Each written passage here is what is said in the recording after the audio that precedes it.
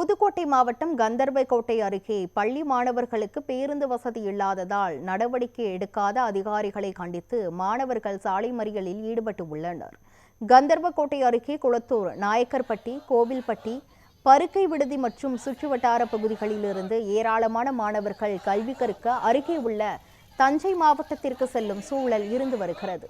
இந்த நிலையில் சரியாக பேருந்து வராததை கண்டித்து பலமுறை அதிகாரிகளிடம் கூறியும் நடவடிக்கை எடுக்காததால் பள்ளி மாணவர்கள் ஆத்திரமடைந்து உள்ளனர். இதனால் பள்ளிக்கு செல்லாமல் சாலை மறியலில் புதுக்கோட்டை மாவட்டம் கந்தர்வக்கோட்டை ஈடுபட்டதால் 1 மணி நேரத்திற்கும் மேலாக போக்குவரத்து பாதிப்பு ஏற்பட்டுள்ளது.